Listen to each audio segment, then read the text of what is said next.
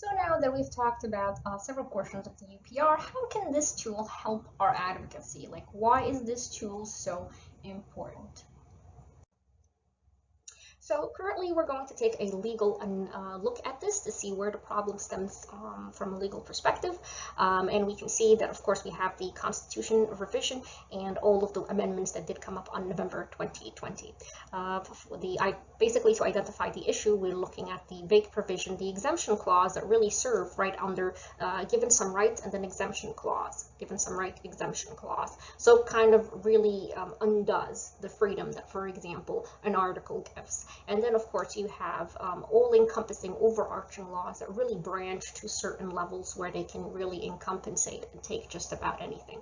Again, what have these produced? They have produced basically disproportionate leverage of authoritative discretion, meaning that the person or the judge or the arbitrary or investigative judge really has such large room that they can place things under.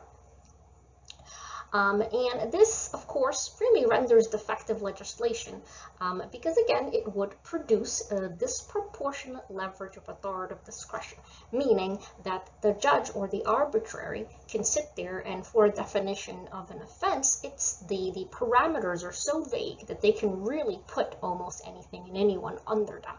So what this does is really limit, for example, freedom of speech, because they have expanded the unprotected portion to such a large extent that nearly saying almost any kind of opposite or critique can be placed on those brackets. So what does this cause? At best, it would cause inconsistency, which of course, again, is not a just product, is not a just legislation.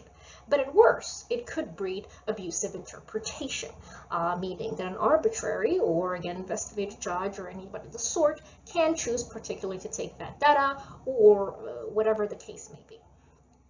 But at best, it's inconsistent, and that right there is grounds for it being unjust.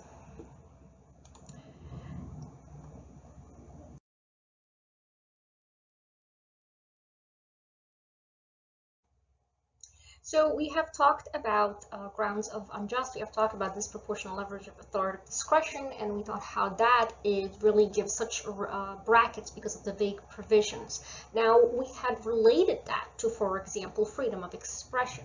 So what is freedom of expression, freedom of speech? Often you hear people talk and saying, oh, we have no freedom of expression in different countries, or some people say in this country we have freedom of expression here. Well, that's a very vague term that's often not really explained well in definition. So when we say freedom of expression, freedom of speech, generally, we are talking about political and ideological speech. And within political and ideological speech, not all speech is protected. Okay, when speaking of freedom of speech, again, let's keep in mind when it's not absolute, okay? And it does not mean a free pass. For example, you have the classic example here in the US where we talk about, okay, freedom of speech. Can you yell fire in the middle of a movie theater or in the middle of a theater and it obviously be false? No, you cannot. And so, again, there are two brackets of freedom of speech. One is protected speech and one is not protected speech. Okay, and so now we're going to talk about basically what is protected and unprotected speech. Protected speech, really, again, this looks different in every single country, and of course the terms are defined differently. Of course, there's case law as well that gives the parameters of what the words can cover or not. There is generally, under protected speech, is religion, politics, nationalism, and of course you have a bracket like this that says other matters of opinion, right? But then again, different cultures that can have different limitations. You have, of course, defamation, for example, here, which is something that we've seen in quite a bit of allegations against anarchist detainees, and we also have incitement. Again, these look different in different countries. So this really is the issue, is that these brackets have been enlarged to such capacity to the point where they are transpassing really through to the other side to protected speech, limited speech. One concept, again, that we have to keep in mind, and this is why when we're protesting, when we're creating slogans, when we're talking, we have to be very careful, is subversive advocacy, which is, again, not protected. Not all advocacy is okay or good. For example, if you preach lawlessness, that could be from criminal activity like violence to, for example, telling coercing or telling a public to do something that they're not supposed to, maybe not pay a bill, maybe not show up here, maybe not do this, something that is lawlessness, then that is not protected speech.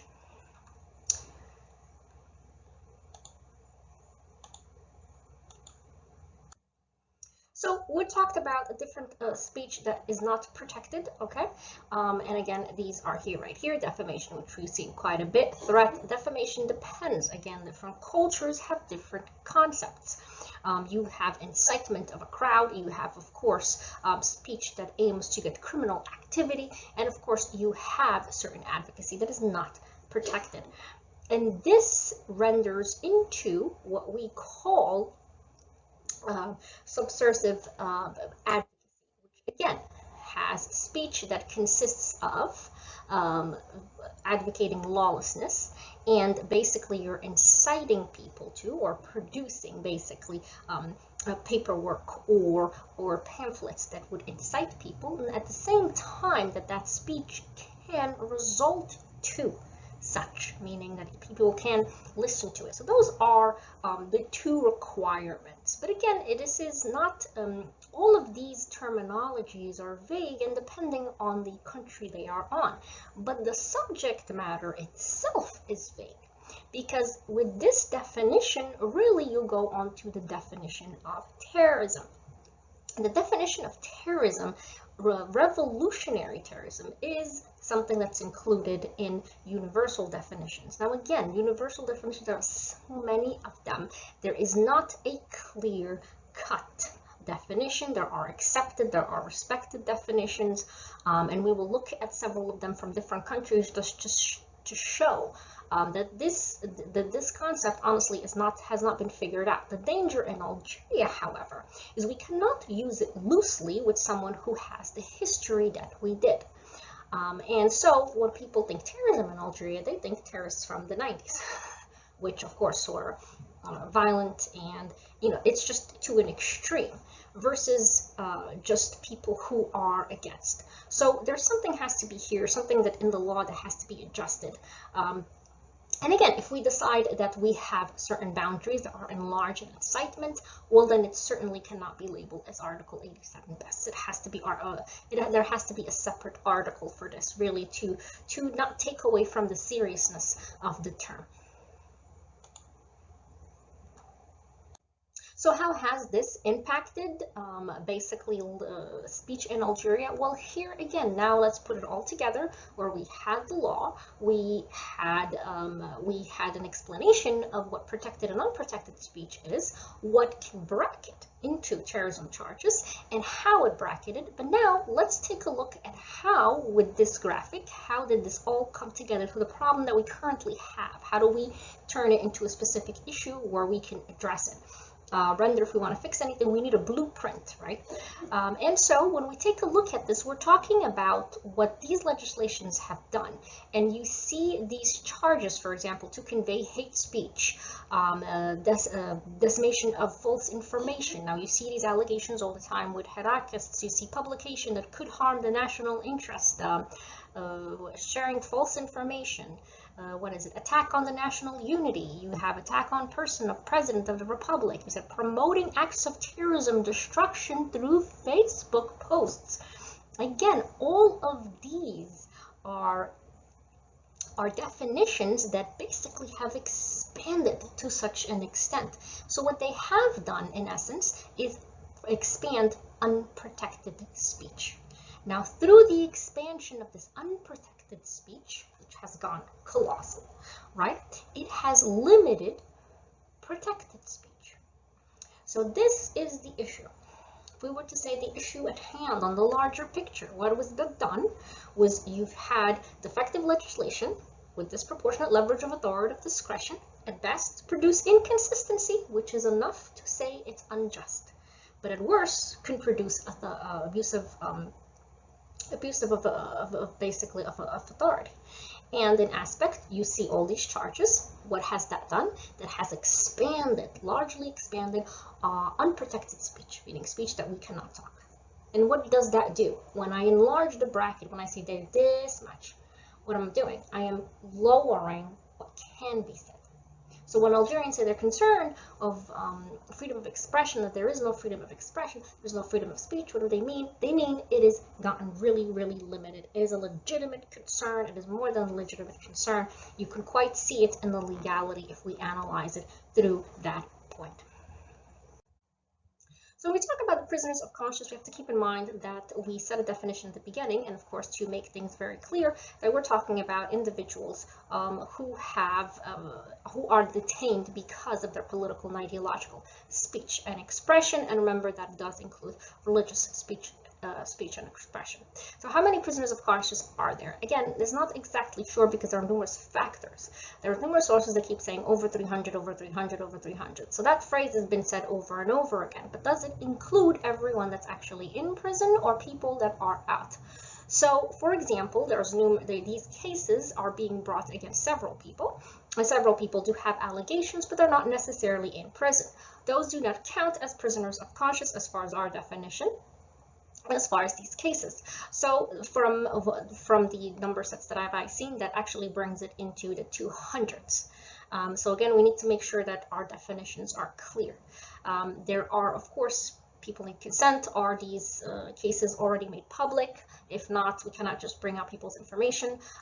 It's respect of privacy. It's respect of course, confidence and trust between the attorney and the detainee. So there are multiple factors that play into effect. So to accurately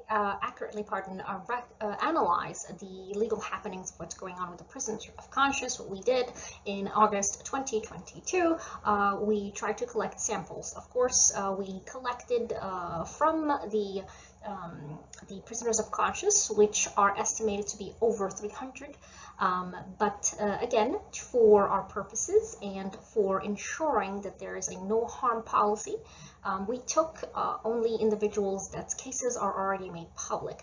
So we collected accusations of a sample of 269 individuals, from an estimated population of over 300 prisoners of conscience. Again, we did this. It's a rather large sample, right, which means pretty accurate, but at the same time, we wanted to ensure to not fan over to place anyone in danger or bring any harm. So it was a random convenience methodology, which is basically the ones that we can get, which was a large majority, as a large majority of them were already made public. And again, these were confirmed through several sources. So when we take a look at these slides, actually, we can see that the sample, again, was for 269 individuals that were prisoners of conscience. So out of total, basically, we got total accusations of 392. 27% of them were unknown, still under investigation. So it was 74 total that still needed that. What we did have a large majority of here is, you can see 150 of those allegations were 56, were related to Article 87, which again, Article 87 bis are terrorism charges or affiliation with terrorism charges, either apology or encouraging or direct affiliation or belonging to an organization. So you can quite see there is a definite overuse in application. Again, we have several other documents, for example, Article 77, 78, 79, and these are attack on national unity, inciting citizens to bear arms, undermining national unity. So here we go, you see the themes repeating all over and over again.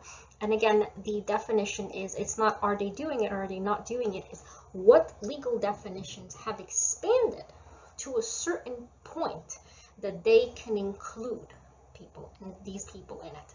So again, that's the legal happenings of what's going on. You have, of course, Article 95 and several others that we do have over here, dissemination of information. Now keep in mind, of course, allegations do change because they are going through an investigation. So what happens is sometimes they have allegations, and then through the middle of the investigation or throughout the ongoing investigation, it changes. It can change for good, it can change for bad. So these, again, we're taking on August 2022. So it is possible that, of course, individuals have had terrorism charges dropped or terrorism charges added. Another one, of course, is Article 197, which is gathering and undermining national security. So you see those the same words, false information. What qualifies on those? What qualifies on those terms? And again, this is where the speech, the unprotected speech, has expanded, which limits protected speech. So what Algerians basically were used to saying, they can no longer really say, and now it's bracketed under a different portion. So to Algerians, it seems like, oh, there is no freedom of speech, or oh, these people are not terrorists. Again, what's the issue? The issue is the definition. They've enlarged it to such a mass that it can basically be used. So once more, this is what the results have produced for us. And let's move on.